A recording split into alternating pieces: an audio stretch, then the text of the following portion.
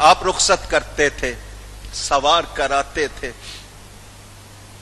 آپ کی باری آئی، اب کوئی آپ کو سوار کرانے والا نہیں، رخصت کرنے والا نہیں۔ سیدہ زینب چادر اوڑھ کر آئی، بہنیں بھائیوں کو سوار کرایا کرتی ہیں، دولہا بنا کے بٹھایا کرتی ہیں۔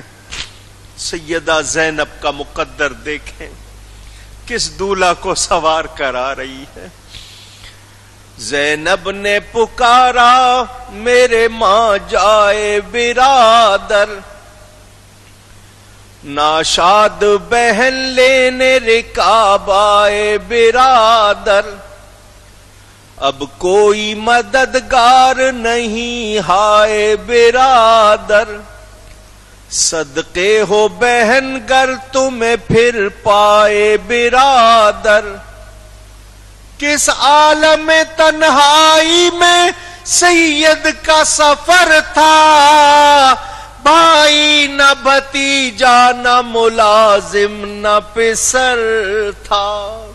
اے اہل جہاں آج کے دن کر لو زیارت، دنیا سے محمد کے نواسے کی ہے رحلت صلی اللہ علیہ وسلم۔ یہ شکل نہ آئے گی نظر پھر کسی صورت، سمجھو پسرے فاطمہ زہرا کو غنیمت، ڈھونڈو گے تو شبیر سا آقا نہ ملے گا، پھر تم کو محمد کا نواسا نہ ملے گا صلی اللہ علیہ وسلم۔ امام علی مقام چلے، میدان کربلا میں باطل کی تاریکیوں میں حق و صداقت کا اجالا بن کر، آفتاب بن کر چمکے۔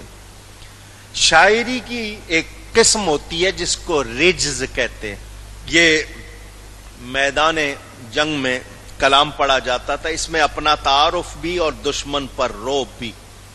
امام نے رجز پڑھا، عربی میں بھی ہے، فارسی میں بھی ہے، میں آپ کو فارسی سنا کے اردو ترجمہ کر دیتا ہوں۔